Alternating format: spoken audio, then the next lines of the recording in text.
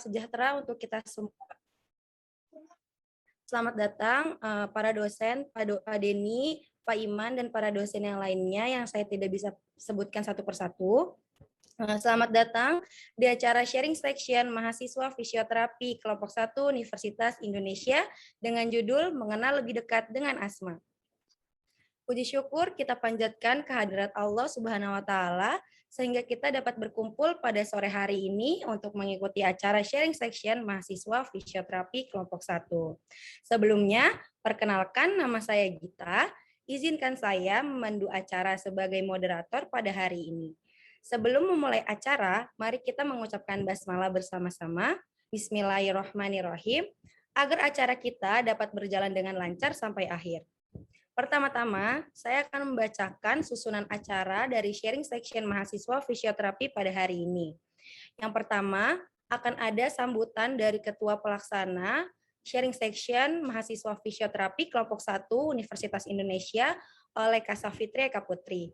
Dilanjutkan adanya pemaparan materi yang akan disampaikan oleh Kak Al-Abrar Putra Pandita dan juga Kak Nabila Putri. Selanjutnya akan ada sesi diskusi dan juga pembagian door prize. Setelah itu adanya penyampaian informasi terkait free konsultasi online dengan fisioterapi. Lalu ada sesi dokumentasi dan juga closing. Sebelum acara berlangsung, ada beberapa aturan yang perlu saya sampaikan. Yang pertama, peserta wajib mengikuti rangkaian acara dari awal hingga akhir. Yang kedua, peserta tidak diperkenankan untuk menyalakan mikrofon. Jika ada sesuatu yang penting ingin disampaikan, harap menyampaikannya di room chat Zoom. Yang ketiga, setelah pembicara selesai memaparkan materinya, akan dibuka sesi diskusi oleh moderator. Yang keempat, pertanyaan dapat diajukan melalui chat Zoom, lalu moderator akan memilih beberapa pertanyaan dan akan membacakannya. Selanjutnya, yang kelima, perlu diperhatikan untuk peserta agar membaca terlebih dahulu pertanyaan yang sudah ditanyakan oleh peserta lain. Apabila ada pertanyaan yang sama, tidak akan diulangi lagi. Yang keenam, absensi akan dilakukan sebanyak 1 kali, yaitu saat sesi diskusi nanti. Link absensi akan dikirimkan melalui chat room Zoom. Oke, baik. Langsung aja masuk ke acara yang pertama, yaitu sambutan dari Ketua Pelaksana Sharing Section Mahasiswa Fisioterapi Kelompok 1 oleh Kak Safitri Eka Putri. Kepada Kak Putri, waktu dan tempat dipersilahkan untuk menyalakan mikrofon.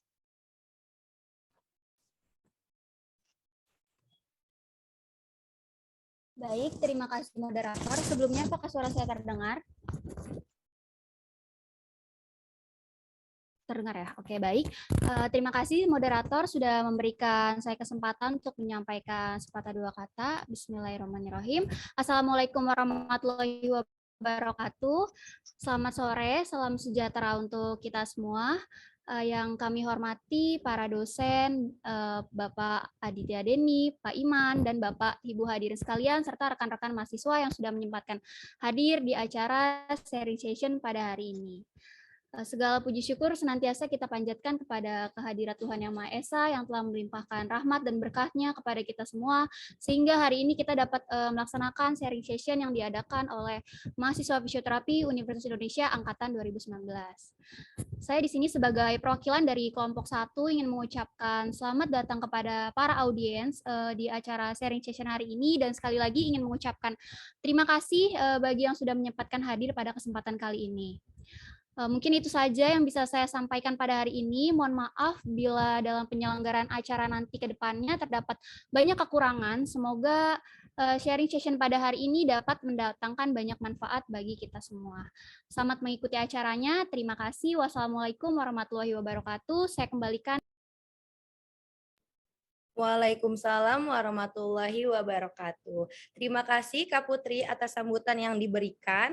Selanjutnya kita lanjut aja ke acara yang berikutnya yang udah kita tunggu-tunggu banget nih. Pasti kalian juga udah gak sabar untuk menerima materi yang akan dibawakan oleh pembicara kita yang keren-keren. Nah, yang pertama di sini pembicaranya itu ada Kak Al-Abrar Putra Pandita. Kak Abrar di sini akan membahas tentang apa itu asma, gejalanya yang timbul seperti apa, faktor pemicunya itu apa, serta pencegahan pada asma bronkial itu sendiri. Untuk para peserta yang ingin bertanya, mohon ditahan dulu dan disimpan dulu pertanyaannya, karena di akhir kita akan ada sesi diskusi. Kepada Kak Abrar, mohon dinyalakan mikrofonnya. Oke, baik. Terima kasih, Virgita. Apakah suara saya terdengar dengan jelas? Terdengar, Kak Abrar. Oke, siap. Terima kasih. Oke, sebelumnya bismillahirrahmanirrahim. Assalamualaikum warahmatullahi wabarakatuh. Selamat sore, Bapak, Ibu hadirin, serta teman-teman mahasiswa fisioterapi dari seluruh angkatan, serta teman-teman dari fisioterapi di luar Universitas Indonesia. Sebelumnya saya izin menyapa dulu dosen-dosen kami tercinta dari Fisioterapi Universitas Indonesia. Ada Bapak Safrin Arifin selaku Ketua Prodi, kemudian ada Bapak Iman Santoso, serta ada Bapak Aditya Deni Pratama. Izinkan saya, Alabrar Putra Pandita, mahasiswa fisioterapi UI 2019, untuk menyampaikan sedikit sharing dari saya ini yang masih belajar juga tentunya, tentang mengenal lebih dekat dengan asma. Nah, seperti yang kita tahu, asma ini seringkali kita dengar gitu di masyarakat luas, di masyarakat banyak gitu. Bahkan mungkin ada di antara teman-teman di sini atau Bapak Ibu sekalian di sini, entah ada yang mungkin pernah mengidap asma atau mungkin anaknya, keluarganya mengidap asma. Lalu apa sih asma ini tuh, mengenal lebih dekat dengan asma tuh gimana ya caranya gitu. Nah, jadi kalau misalnya di masyarakat umum mungkin yang terdengar cuma asma-asma aja, secara spesifik kita di sini akan membahas tentang asma bronkiale, di mana asma bronkiale ini merupakan penyakit inflamasi kronik pada saluran pernafasan yang menyebabkan adanya penyempitan saluran pernafasan. Sifatnya reversibel sehingga terjadi hiperaktivitas bronkus terhadap berbagai rangsangan. Nah, mungkin kalau misalnya kita bedah dari definisi singkat di sini, asma ini merupakan merupakan penyakit yang akan timbul ketika terdapat rangsangan yang menyebabkan adanya inflamasi atau menyebabkan adanya rangsangan-rangsangan yang mengganggu si bagian bronkus itu sendiri sehingga akhirnya terjadi penyempitan saluran pernafasan akibat dari inflamasi yang terjadi seperti itu. Oke, boleh Bayu dilanjut. Di sini kita pengen tahu nih, apakah saya memiliki asma? Gimana cara tahunya? Tentunya kita harus mengetahui nih gejala-gejala yang timbul ketika seseorang mengidap asma atau seseorang kambuh di asmanya gitu. Nah, coba deh kita lihat, lanjut, oke. Oke, di sini kurang lebih ada 6 poin symptoms atau gejala yang timbul ketika seseorang seseorang asmanya kambuh gitu, atau seseorang mengidap asma. Yang pertama itu adalah batuk dengan intensitas sering. Kenapa sih bisa terjadi batuk dengan intensitas sering pada orang-orang pengidap asma? Tentunya kita bertanya-tanya nih, kira-kira bagian sebelah mana dari asma yang bisa menyebabkan tubuh kita itu menunjukkan bahwa kita akan melakukan batuk dengan intensitas yang cukup sering. Jadi ketika asma itu timbul, ada yang namanya inflamasi, lalu kemudian di situ terjadi penumpukan cairan pada tenggorokan kita, penumpukan cairan yang biasa kita sebut dengan dahak atau sputum. Lalu kemudian hal itu akan membuat tenggorokan kita tuh merasa gatal. Nah, dari situlah akan timbul gejala di mana kita akan melakukan batuk dengan intensitas yang cukup sering gitu. Lalu yang kedua adalah dada sesak. Nah, kalau misalnya kita recall tadi lagi sama kayak seperti definisi di awal, bahwa si asma ini intinya adalah penyempitan jalur pernafasan, otomatis jumlah oksigen yang masuk ke dalam tubuh kita itu tidak dapat terpenuhi dengan baik karena adanya penyempitan tadi. Sehingga dada kita akan merasakan sesak karena suplai oksigen yang masuk ke tubuh kita itu kurang. Tidak seperti biasanya dan menyebabkan dada kita itu rasanya seperti tertekan dan merasakan sesak. Apalagi dari penyempitan ini, cara kita mengambil nafas itu akan jauh lebih sulit dibandingkan ketika kita tidak mengalami asma. Nah, dari yang tadi saya katakan, kita langsung geser ke napas tersengal-sengal atau cepat.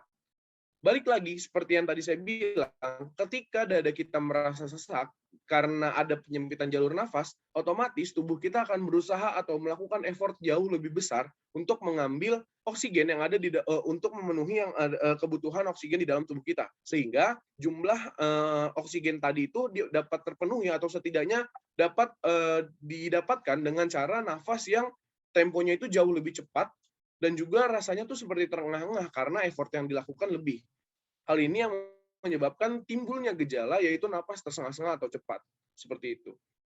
Lalu selanjutnya ada terdengar suara mengi atau seperti bersiul ya.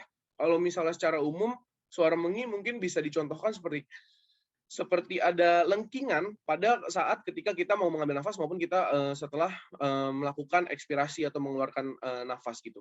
Nah, terdengar suara mengi ini disebabkan tentunya karena adanya penyempitan jalur nafas.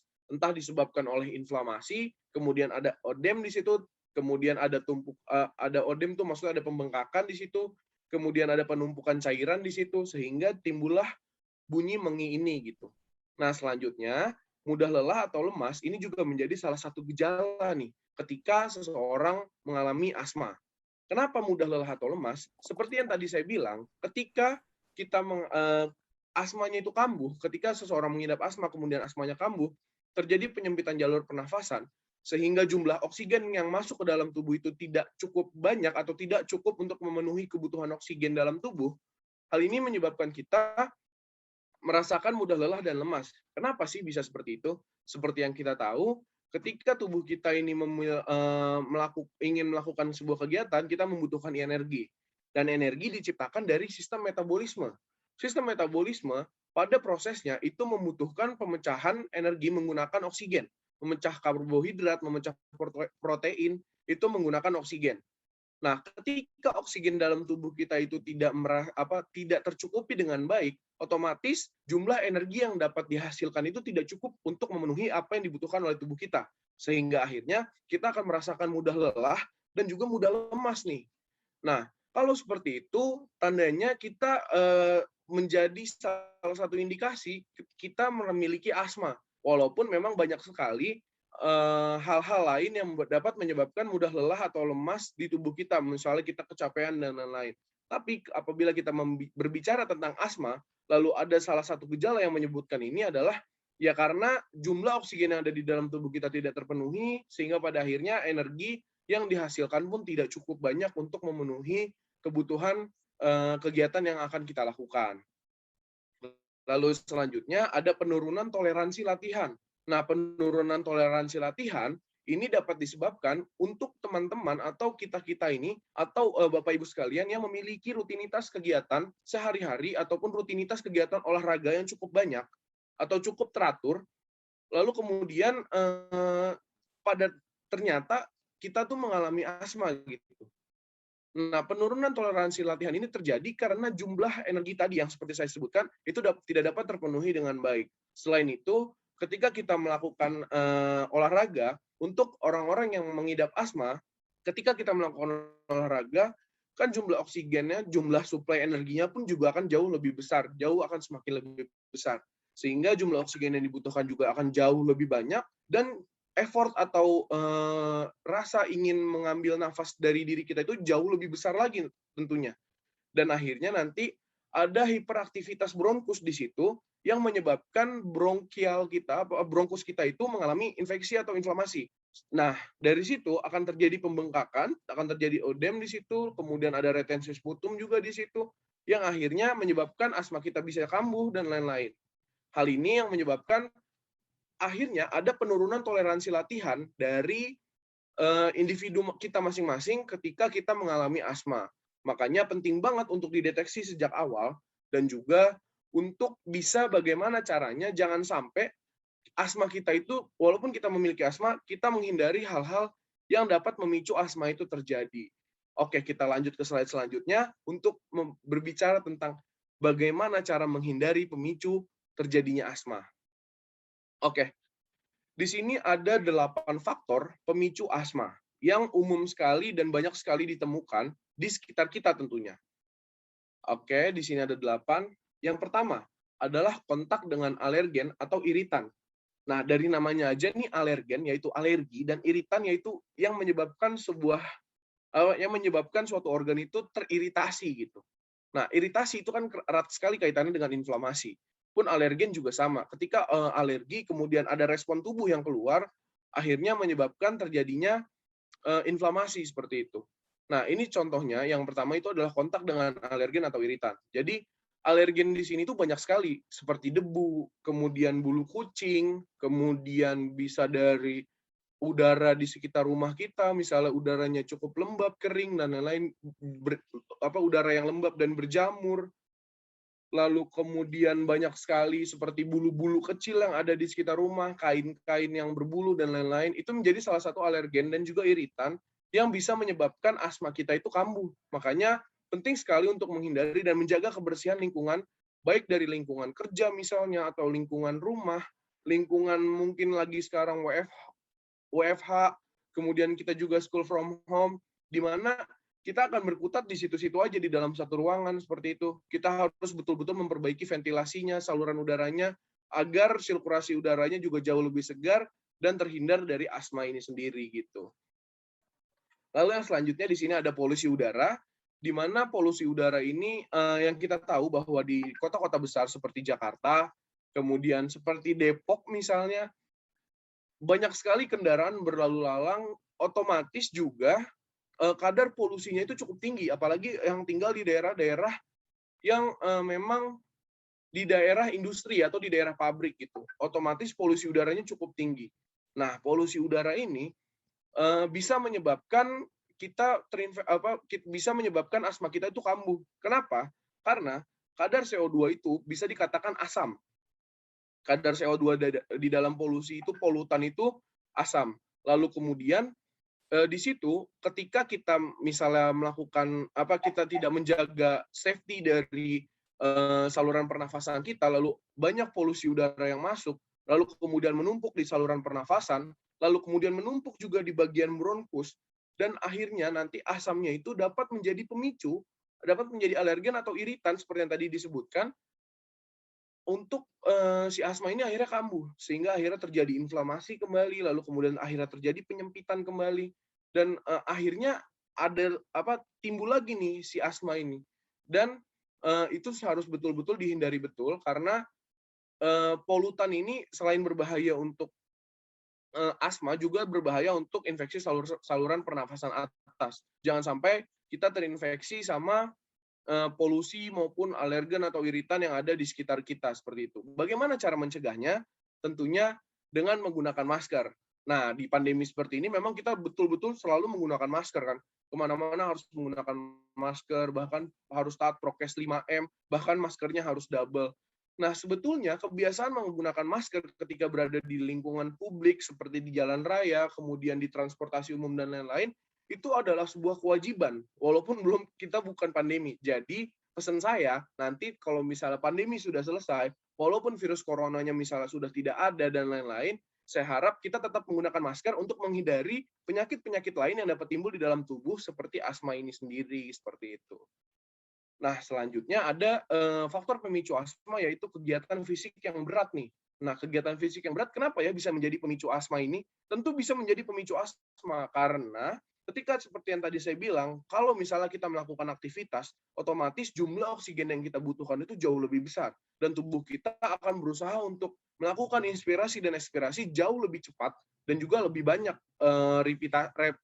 repetisinya.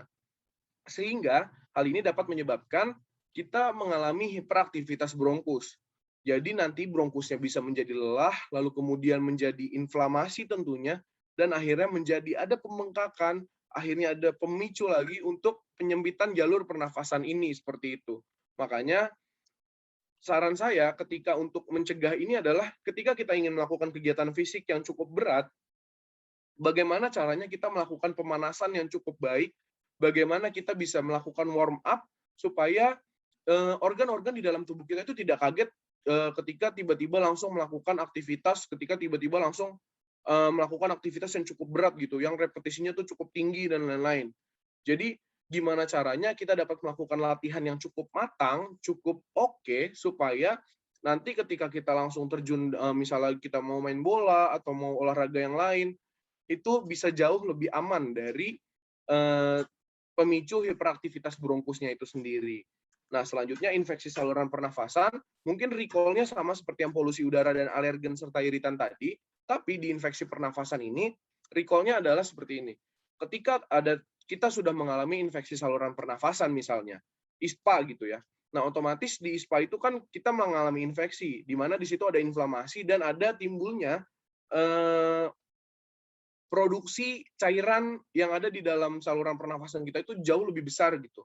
Nah, di situ ketika kita tidak aware akan hal itu, penumpukannya ini akan menyebabkan penyempitan jalur nafas dan nantinya akan juga menyebabkan inflamasi, odem dan lain-lain yang menyebabkan asma.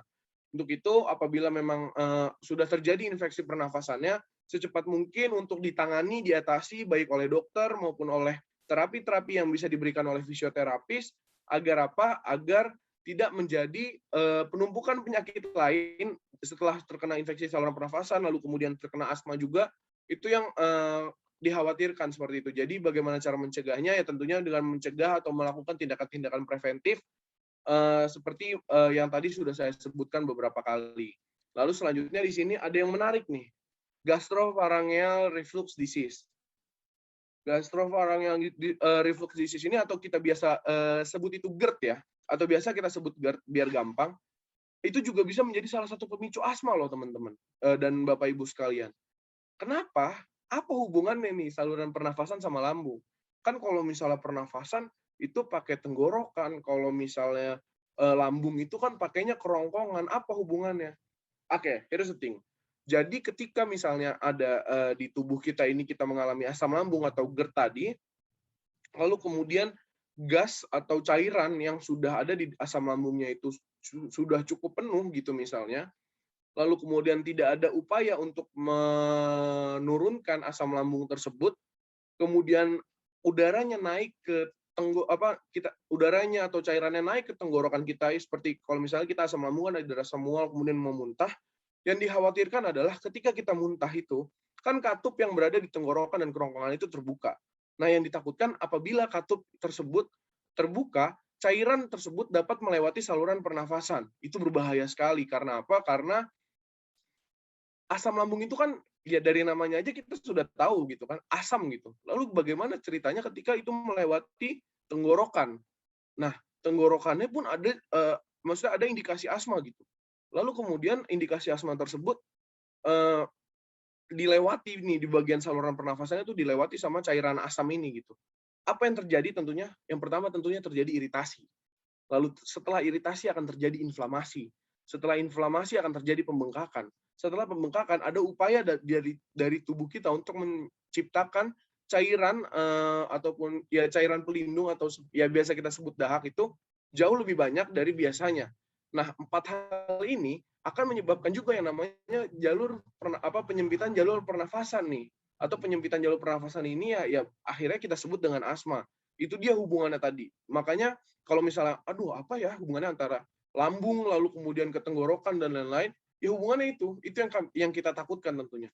Lalu kemudian kita akan bahas bagaimana cara mencegahnya. Tentunya cara mencegahnya dengan mengontrol asam lambung kita, baik dengan dengan menjaga pola hidup sehat tentunya, makan dengan teratur, kemudian memilih atau memakan makanan yang bergizi tentunya. Lalu kemudian apabila memang sudah ada indikasi asam lambung, segera ditangani dengan obat-obatan untuk menetralisir asam lambungnya tersebut supaya jangan sampai itu nanti kita udara gas yang ada di lambung lalu kemudian cairannya sudah menekan ke atas lalu kemudian akhirnya nanti keluar dan menginfeksi saluran pernafasan. Itu yang berbahaya. Oke, yang selanjutnya adalah masalah hidung dan juga sinus. Nah, mungkin kalau misalnya teman-teman pernah dengar yaitu sinusitis, di mana di situ terjadi infeksi saluran infeksi bagian dari sinus ya kan, bagian sinus di hidungnya seseorang itu, hidungnya manusia gitu kan. Nah, ini semua memang tidak semua orang memiliki masalah hidung dan sinus ini, tetapi untuk mereka-mereka yang memiliki masalah hidung dan sinus ini, ketika mereka mengalami kambuh di sinusitisnya misalnya, sinusitisnya yang mengalami peradangan di sinus, otomatis kan jumlah cairan yang diproduksi untuk untuk melindungi bagian yang lain serta melindungi bagian yang sinus itu tadi itu dengan cara memproduksi cairan lebih banyak, lalu kemudian takutnya adalah ada penumpukan cairan di situ. Nah, ada penumpukan cairan di situ, itu juga akan menyebabkan penyempitan jalur pernafasan. Nah, cara mencegahnya tentunya dengan menghindari alergen dan juga iritan yang menyebabkan si sinus ini juga kambuh gitu. Nah, itu bisa itu bisa menjadi salah satu tindakan preventif yang kita lakukan. Lalu selanjutnya ada di sini yaitu sensitif terhadap obat dan makanan. Nah, obat dan makanan ini juga tentunya sangat berpengaruh ya akan pemicu si asmanya ini sendiri, karena yang kita tahu bahwa obat dan makanan itu memiliki kandungan-kandungan yang masing-masing itu bisa menjadi salah satu pemicu terjadinya asma. Entah itu dari bisa menyebabkan asmanya kambuh atau mungkin menyebabkan hal-hal lain yang akhirnya menjadi indikasi untuk menjadikan asma itu kambuh gitu. Nah, cara pencegahannya tentunya dengan melakukan tindakan selektif untuk untuk memilih makanan ataupun memilih juga obat-obatan, atau juga kita bisa informasikan untuk ke dokter nanti obat-obatan seperti apa yang akan diberikan dan lain-lain. Kita juga harus memberitahukan juga indikasi bahwa kita memiliki asma dan lain-lain. Nah, itu dia yang bisa dilakukan untuk melakukan pencegahan seperti itu. Nah, selanjutnya adalah faktor psikologis, di mana faktor psikologis ini bisa menyebabkan yang namanya asma. Kenapa bisa menyebabkan? Karena orang dengan tingkat emosi tinggi atau dengan tingkat stresor tinggi itu sangat rawan terkena asma. Dikarenakan apabila kita emosi gitu, kemudian kita melakukan tindakan-tindakan yang meluapkan emosi kita dan lain-lain, terjadi hiperaktivitas pada bronkus kita ketika kita berbicara, lantang bersuara dan lain-lain. Pada akhirnya terjadi hiperaktivitas dan menyebabkan inflamasi pada bagian saluran pernafasan kita. Hal itu yang dikhawatirkan nantinya bisa menyebabkan asma juga kambuh gitu. Nah, itu dia tadi faktor-faktor pemicunya. Cara pencegahannya sendiri untuk yang faktor psikologis tentunya dengan lebih tenang, lebih santai, lebih rileks untuk menghadapi sesuatu, dan hindari betul untuk kalau saran saya adalah mengenali betul diri kita kalau misalnya memang kita sudah ada beberapa indikasi kejadian dan lain-lainnya yang rawan akan menyebabkan kambuhnya asma kita. Hal itu harus betul-betul menjadi concern dan harus dihindari seperti itu. Nah, mungkin itu pemaparan dari saya terkait tadi gejala-gejala yang timbul ketika asma, lalu kemudian faktor-faktor pemicu yang dapat menyebabkan asma. Selanjutnya mungkin akan dilanjutkan oleh pembicara yang lain, yaitu Nabilah Putri. Kakak Nabilah Putri ini, oleh karena itu izinkan saya memohon maaf apabila ada salah-salah kata. Saya kembalikan ke moderator. Wassalamualaikum warahmatullahi wabarakatuh. Waalaikumsalam warahmatullahi wabarakatuh. Terima kasih Kak Abrar atas materi yang telah diberikan. Materinya sangat menarik banget dan pastinya kita jadi tahu apa itu asma, gejalanya itu seperti apa. Tentunya kita juga jadi bisa mengantisipasi kita untuk kita itu tahu nggak sih kalau kita itu terkena asma atau tidak. Lalu kita juga bisa dapat tahu gimana caranya mencegah asma itu supaya tidak cepat kambuh, lalu cara menjauhi faktor pemicu asma itu sendiri. Dan pembicara yang terakhir, yang gak kalah kerennya dari Kak Abrar, tidak lain tidak bukan, yaitu adalah Kak Nabila Putri Mahdani, yang akan membahas tentang latihan yang bisa diberikan untuk asma bronkial beserta edukasi yang dapat diberikan. Kepada Kak Nabila, dipersilahkan menyalakan mikrofon. Baik, terima kasih atas kesempatan yang diberikan. Di sini saya juga mengucapkan terima kasih kepada Kakak Abrar yang sudah menyampaikan materi dengan sangat baik dan memberikan banyak ilmu baru buat kita semua. Nah, di sini saya izin melanjutkan. Jadi gimana sih caranya kita untuk meminimalisir apabila asma ini kambuh? Jadi yang pertama adalah batasi paparan pemicu asma. Jadi seperti yang sudah dijelaskan Kakak Abrar tadi, ada beberapa pemicu asma seperti alergen dan iritan, contohnya seperti debu, polutan, asap, dan lain-lain.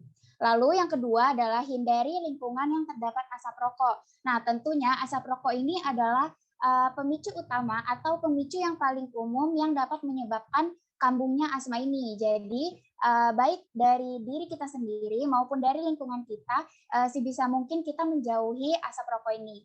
Oke, yang selanjutnya adalah konsultasi dengan dokter.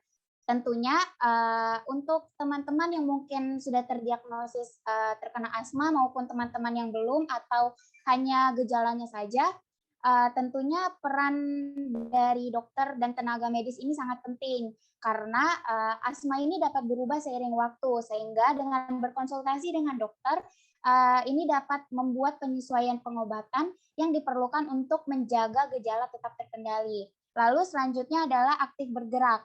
Jadi dengan aktivitas fisik dapat membantu paru-paru bekerja lebih efisien. Jadi sebisa mungkin kita jangan sering mager-mageran ya teman-teman. Jadi dengan aktivitas fisik ini tidak hanya organ paru-paru saja yang dapat bekerja lebih efisien, tetapi seluruh organ yang terdapat di dalam tubuh kita. Lalu yang selanjutnya adalah menjaga berat badan. Nah, ternyata kelebihan berat badan ini dapat memperburuk gejala asma. Bukan hanya gejala asma saja, tetapi kelebihan berat badan ini juga dapat meningkatkan resiko masalah kesehatan yang lainnya. Lalu yang terakhir adalah keep heartburn under control. Nah, ini ada hubungannya dengan asam lambung yang sudah dijelaskan dengan Kakak Abrar tadi, yaitu gastroesophageal reflux disease atau yang biasa disebut GERD. Nah, boleh next. Oke, selanjutnya gimana cara kita membantu pasien dengan asma? Yang selanjutnya ini akan ada sedikit praktek yang akan dipraktekkan oleh Kakak Safitri. Tetapi sebelumnya saya akan menjelaskan terlebih dahulu menyampaikan tujuan dari breathing control ini. Jadi tujuannya adalah yang pertama, tentunya untuk mengontrol pola pernafasan pasien dan mengurangi sesak saat sesak ini timbul. Dan yang terakhir, dapat memperbaiki fungsi pernafasan. Baik, untuk prakteknya saya serahkan ke Kakak Safitri.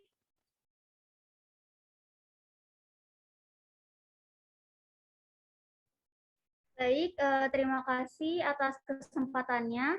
Jadi di sini saya izin melanjutkan dari apa yang sudah Kak Nabila Putri sampaikan. Sebelumnya saya ingin remove background terlebih dahulu.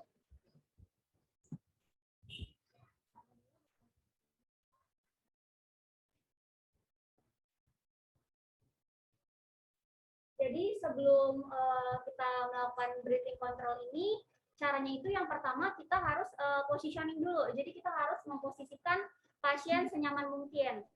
Nah, kenapa kita harus memposisikan pasien senyaman mungkin? Jadi agar pasien itu rileks dan pasien itu tidak sesak kayak gitu. Jadi posisi yang pertama ini bisa dilakukan dengan cara ibu boleh saja. Jadi minta pasien memegang bantal sambil membubuhkan badannya condong ke depan seperti ini. Coba ibu badannya boleh condong ke depan. Apakah posisinya sudah nyaman? Sekali lagi pastikan pasien dalam kondisi nyaman terlebih dahulu. Ibu kalau misalnya posisi ini belum nyaman, boleh duduk lagi ya Bu ke depan ya sampai ibu nyaman. Oke, sekarang udah nyaman ya? Oke. Setelah kita pastikan kondisi pasien nyaman, kemudian kita minta pasien untuk bernapas seperti biasa aja untuk mengontrol pernapasannya. Oke, Ibu boleh Ibu tarik nafas lewat hidung aja. Coba sekarang tarik nafas. Buang secara perlahan-lahan. Tarik nafas lagi. Buang lagi secara perlahan-lahan. Oke, tarik nafas lagi sekali ya. Buang secara perlahan-lahan. Oke. Baik, kalau misalnya udah kita tanyakan lagi nih kepada pasien, Ibu apakah sesak sudah berkurang? Nah, kalau misalnya sesak belum berkurang, latihan tadi bisa dilakukan sampai sesak ibu ini berkurang seperti itu. Kemudian untuk posisi yang kedua, ini kita bisa sarankan pasien jika terjadi serangan asma itu bisa duduk bersandar menggunakan garis-garis bantal. Sekali lagi ini pasien harus dalam kondisi yang rileks ya. Ibu boleh duduk sandaran ke kita.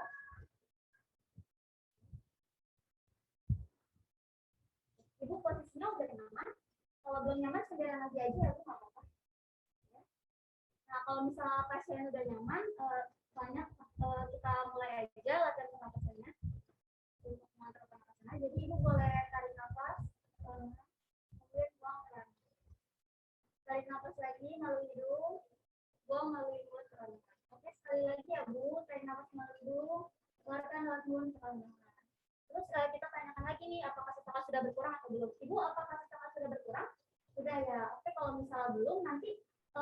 latihan lagi ya Bu sampai sesaknya hilang. Kemudian boleh lanjut. Oke.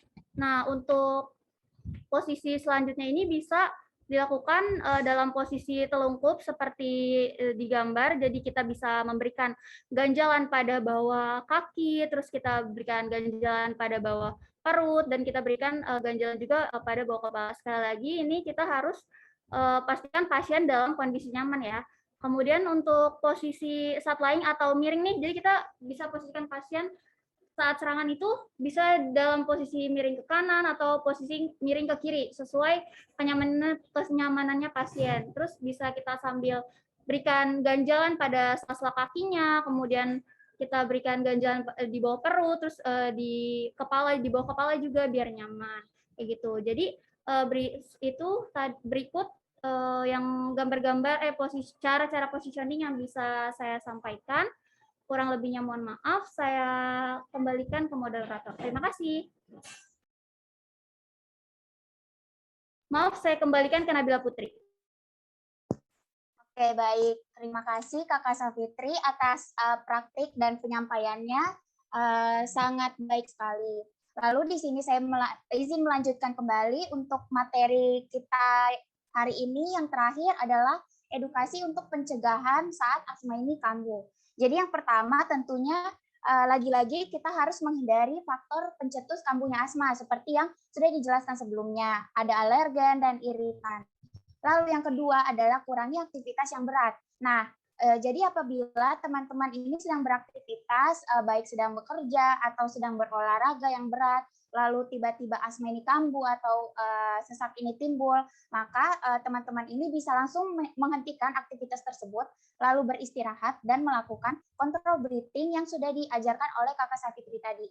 Lalu yang ketiga adalah menjaga pola makan sesuai gizi yang seimbang. Nah, untuk menjaga pola makan ini bukan hanya untuk teman-teman yang terkena asma saja, tetapi untuk teman-teman yang hari ini hadir di sharing section hari ini. Jadi ini sangat penting untuk menjaga kesehatan kita, untuk mencegah faktor risiko penyakit lain yang akan timbul. Yang terakhir tentunya lakukan kontrol breathing ketika sesak timbul sesuai yang sudah dipraktikkan oleh Kakak Safitri tadi. Baik, sekian materi untuk hari ini. Terima kasih atas perhatiannya. Saya kembalikan ke moderator. Waalaikumsalam warahmatullahi wabarakatuh. Alhamdulillah penyampaian dari Kak Abrar dan juga Kak Nabila sudah selesai nih teman-teman sekalian. Tentu materi yang disampaikan tadi sangat bermanfaat banget, apalagi materi yang disampaikan oleh Kak Nabila. Bisa banget diterapin untuk kalian yang punya penyakit asma, seperti tadi kontrol breathing yang sudah disampaikan oleh Kak Nabila dan juga Kak Putri. Oh iya, nggak lupa untuk selalu diingat hal-hal yang disampaikan Kak Nabila tadi, yaitu kita harus menjaga berat badan, memotivasi diri untuk aktif bergerak, alias nggak boleh mager-mageran, serta kita juga harus menghindari lingkungan dengan asap rokok, agar tidak memicu timbulnya asma. Semoga dari sharing yang telah disampaikan pada hari ini dapat berguna untuk kita semua ke depannya. Amin, amin, ya robbal alamin. Baik, langsung aja ke agenda selanjutnya, yaitu adalah sesi diskusi yang pastinya udah dinantikan banget sama teman-teman semua. Untuk para peserta yang ingin bertanya ataupun memberikan tanggapannya, dipersilahkan untuk menyampaikan melalui room chat Zoom ya. Bisa langsung aja diisi di room chat Zoom.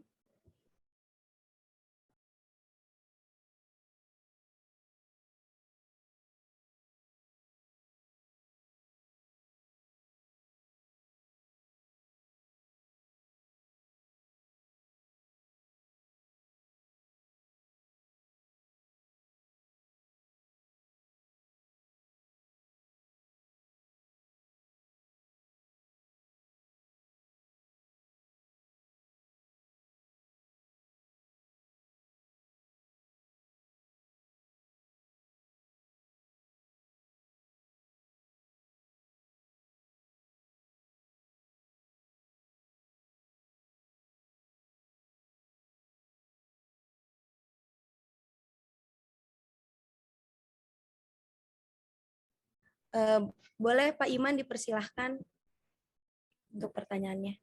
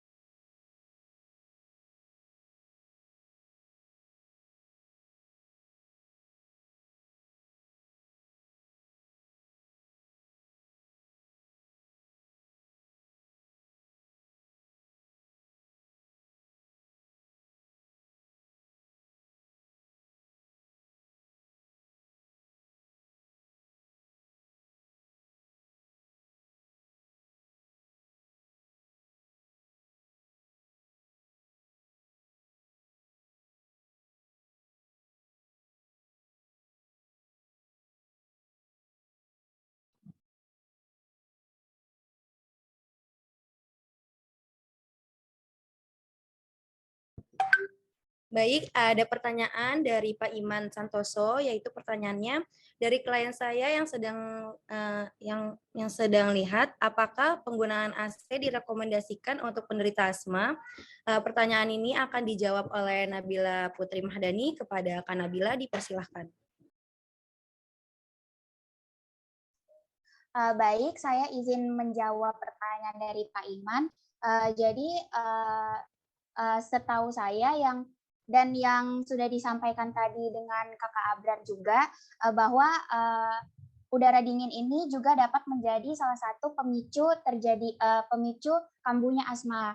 Nah, tetapi apabila lingkungan udara di dalam AC ini juga terkontrol, AC juga mampu menyaring debu serta spora, dan AC ini juga memiliki sisi positif untuk penderita asma itu sendiri. Jadi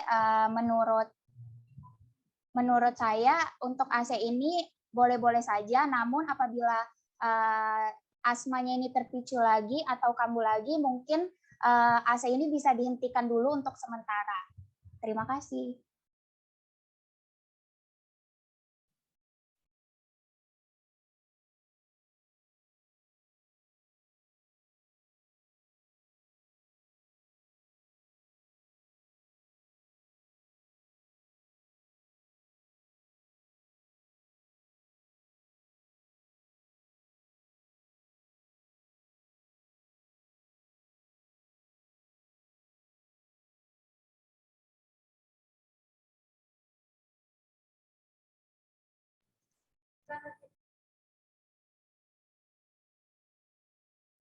Baik, terima kasih Kak Nabila atas penjelasannya. Untuk Kak Abrar, apakah ada yang ingin ditambahkan untuk menjawab pertanyaan dari Kak Nabila? Oke, untuk merespon pertanyaan pertama tadi dari Pak Iman, tentu sudah dijelaskan dengan baik sama Nabila Putri. Saya juga sepakat sama jawaban Nabila Putri, apalagi mungkin kalau sekarang ya Pak, kalau kita berbicara tentang teknologi, banyak juga AC-AC yang mengkampanyekan peduli lingkungan serta mengkampanyekan AC antibakteri, kemudian IDEA inverter, dan lain-lain.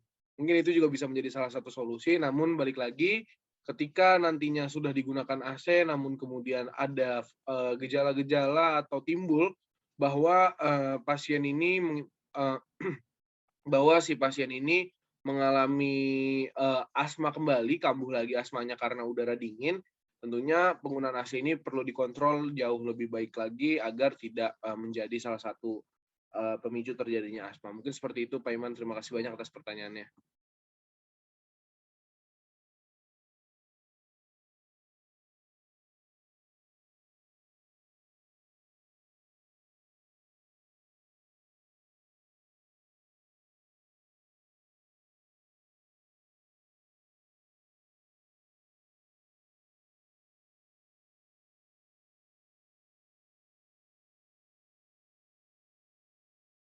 Oke, baik. Terima kasih Kak Abrar atas penjelasannya.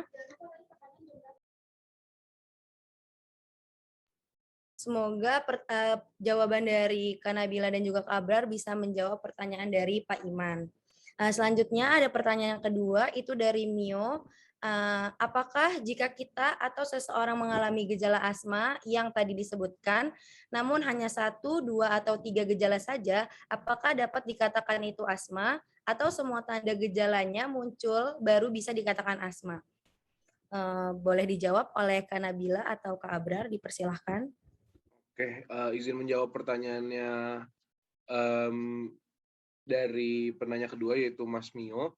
Jadi kalau misalnya dibilang apakah harus nunggu semua gejalanya dulu baru bisa dikatakan asma, tentu itu bukan menjadi salah satu indikasi ya, tetapi apabila sudah timbul 1, 2, atau 3 bahkan maksudnya setidaknya 3 atau 4 gejala yang menimbulkan tanda-tanda gejala asma gitu yang tadi seperti saya jelaskan di awal, dan apabila pemicunya pun juga mendekati dengan apa yang tadi saya jelaskan, ada baiknya memang betul harus melakukan cek secara klinis dan jauh lebih lanjut ke dokter.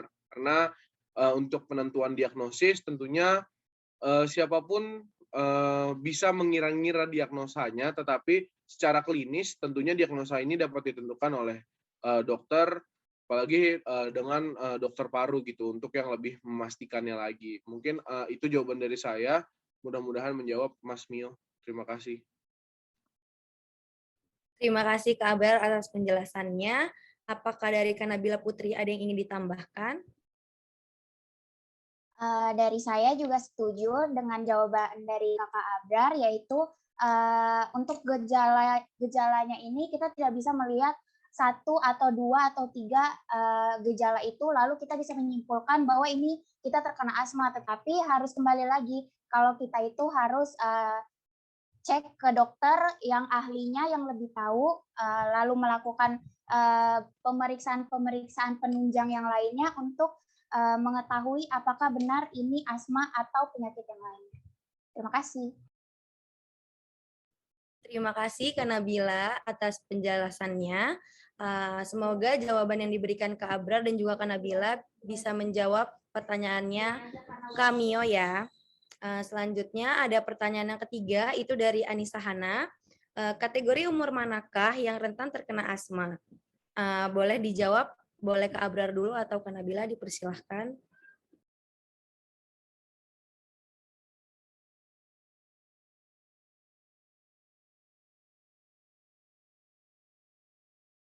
Oke, saya izin menjawab. Jadi berdasarkan dari literatur yang sudah kelompok kami cari juga, jadi di sini ada beberapa usia yang sangat terpengaruh oleh asma ini. Yang pertama itu ada bayi dari umur 0 sampai 2 tahun, itu cukup umum untuk terkena asma ini. Lalu yang kedua itu balita, usia 3 sampai 5 tahun, itu juga cukup umum.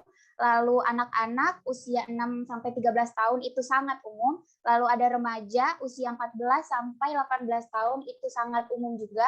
Lalu anak muda usia 19 sampai 40 tahun itu sangat umum. Lalu ada dewasa usia 41 sampai 60 tahun itu umum. Lalu yang terakhir adalah orang tua 60 tahun ke atas itu umum. Jadi kategori yang sangat umum itu dimulai dari anak-anak dari usia 6 tahun hingga 40 tahun. Terima kasih. Oke, mungkin izin menambahkan tadi ya. Mungkin tadi kalau misalnya Nabila sudah menjelaskan terkait usia-usianya. Maaf Kak Abrar. Iya. Enggak, maaf. Silakan dilanjutkan. Oke, siap. Terima kasih. Tadi kalau misalnya Nabila sudah membahas tentang terkait umur-umurnya, di umur berapa yang paling rentan, umur berapa yang bisa dikatakan umum untuk terjadinya asma dan lain-lain. Mungkin secara umur dan secara struktur dan secara literatur itu yang kami temukan di literaturnya. Tapi balik lagi, semua itu bisa maksudnya bisa terjadi jauh lebih cepat atau bisa terjadi jauh lebih banyak ketika memang tidak ada awareness terkait pemicu-pemicu yang dapat menyebabkan asma ini. Jadi umurnya, kalau misalnya dibilang siapa yang umurnya paling rentan, mungkin bisa dibilang dari usia muda maupun dewasa itu semua rentan gitu. Tetapi balik lagi bagaimana caranya untuk menjaga supaya kita tidak terkena asma dengan menjauhi pemicu-pemicu atau hal-hal yang dapat menyebabkan asma itu sendiri. Mungkin bisa menjawab Kak Anissa Hana. Terima kasih banyak atas pertanyaannya. Baik, terima kasih atas jawaban dari Kak Abrar dan juga Kak Nabila. Semoga jawaban yang diberikan bisa terjawab ya Kak Anissa Hana. Sebelumnya mohon maaf untuk yang bertanya karena waktu sudah menunjukkan pukul 17.00, maka sesi diskusi saya tutup. Selanjutnya ada pembagian door prize untuk orang yang beruntung pada sore hari ini. Jadi saya akan membacakan 2 pertanyaan yang mudah banget pastinya, yang nanti teman-teman bisa langsung jawab di chat room. Nanti saya dan panitia yang lain juga akan memilih 2 orang tercepat yang bisa menjawab pertanyaan dengan baik dan benar ya. Pertanyaan yang pertama, siap-siap ya peserta supaya dapat door prize. Karena hadiahnya lumayan. Oke, saya bacakan pertanyaan yang pertama ya. Pertanyaan yang pertama, sebutkan minimal 5 gejala tanda dari asma. hitungan ketiga baru boleh ditulis ya. Sekarang belum boleh nih, belum boleh. Kalau saya udah hitung ketiga, nanti teman-teman dan teman-teman panitia boleh bantu ya, dilihat yang tercepat. 1, 2, 3. Ayo buruan kirim. Kirim. Ya, teman-teman panitia bisa dicek juga ya. Udah selesai.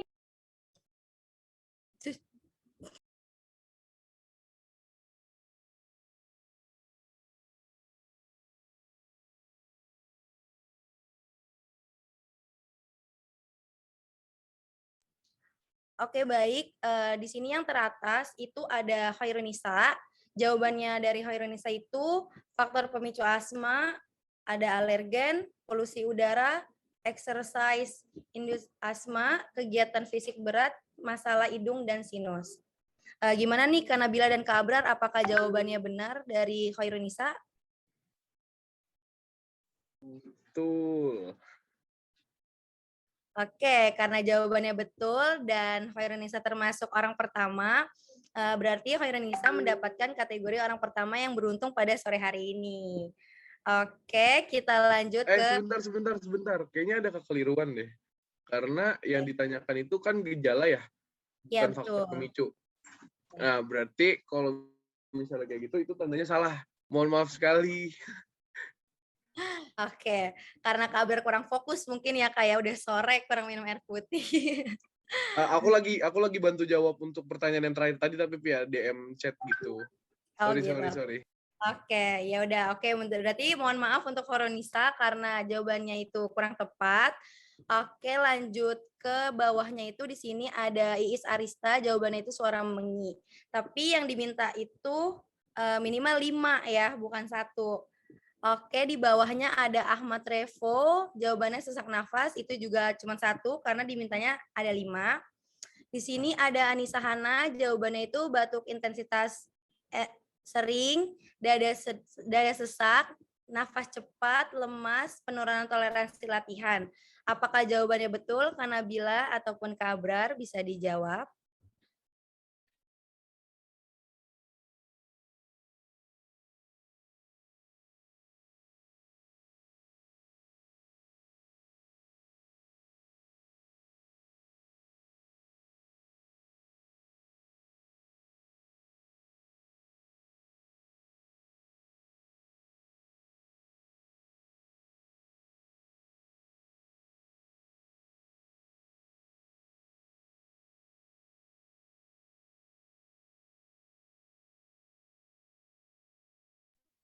Betul, Gita. Oke, baik. Karena jawaban dari Kak Anissa Hana dibetulkan oleh Kak Nabila Putri, berarti Anissa Hana termasuk orang pertama yang beruntung pada sore hari ini. Tepuk tangan. Oke, lanjut ke pertanyaan yang kedua. Oke, udah jangan jawab lagi ya teman-teman. Udah lanjut ke pertanyaan yang kedua. Lanjut pertanyaan kedua. Siap-siap ya. Sebelum hitungan ketiga jangan nulis jawaban dulu. Terus kalau disuruhnya 5, tulisnya 5. Kalau disuruh 3, 3. Dan 1, oke? Berdoa biar beruntung. Oke, pertanyaan yang kedua. Aduh, jadi deg-degan. Sebutkan penanganan yang bisa dilakukan saat asma timbul. Sabar, jangan tulis dulu, sabar. 1, 2, 3. Ayo tulis. Semoga beruntung. Ayo tulis.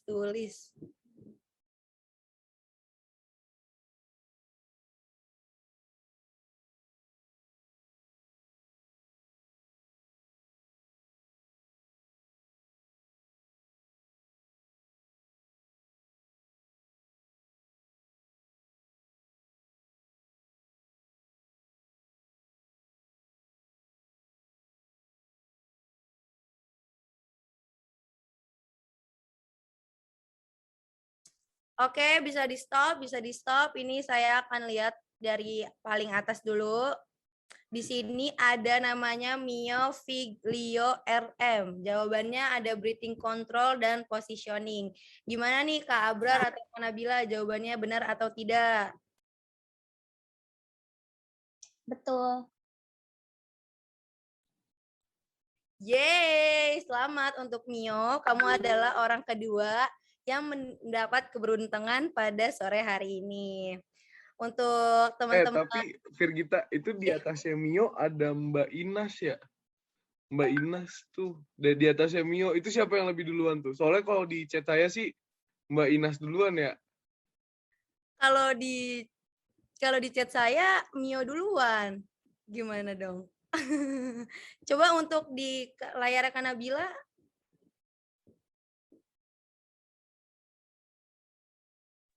Di layar saya juga Kamio duluan. Maaf ya Kakak Inas.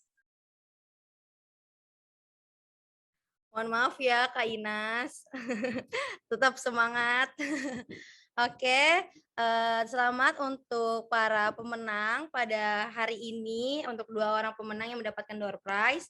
Untuk kakak-kakak humas bisa dicatat nama 2 orang tadi untuk nanti dihubungin ya kakak-kakak. Oke, untuk teman-teman yang belum menang, belum beruntung pada kesempatan kali ini, jangan berkecil hati karena walaupun kalian nggak dapat hadiah, tapi kalian tetap dapat ilmunya kan. Oke, karena yang penting ilmu ya nggak sih? Apa mau dapat hadiah juga?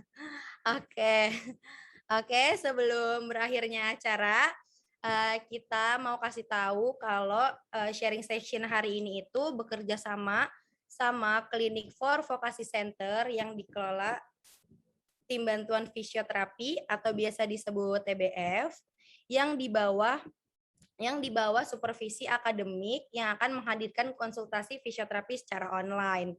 Nah, untuk kalian yang udah join nih di sharing section mahasiswa fisioterapi kali ini, itu akan mendapatkan kupon free konsultasi. Jadi kalian bisa mendaftarkan diri ke link yang akan di-share oleh kakak-kakak di chat room Zoom ya. Oke, nggak terasa kita udah ada di penghujung acara nih teman-teman semua. Sebelum penutupan, kita akan ada sesi dokumentasi. Harap peserta menyalakan kameranya terlebih dahulu karena kita akan melakukan foto bersama. Kepada kakak operator, dimohon bantuannya untuk melakukan sesi foto bersama ya kak. Oke, bisa siap-siap dulu peserta nyalain kamera, rapi-rapi kerudung, yang cowok rapi-rapi rambut. Oke, dipersilakan dulu.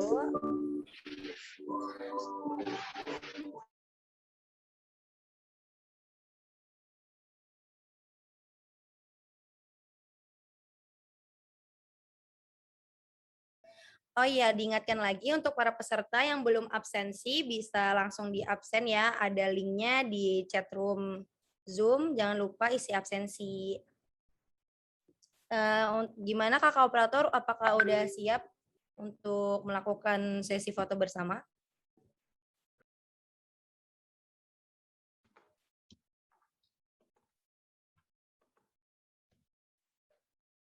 Baik, mulai dari slide pertama ya. Oke, 1, 2, 3. Oke, baik, kemudian slide kedua. 1, 2, 3. Oke, selanjutnya dari slide 3. 1, 2, 3. Oke, dari slide terakhir, slide keempat. 1, 2, 3. Oke, baik, sudah.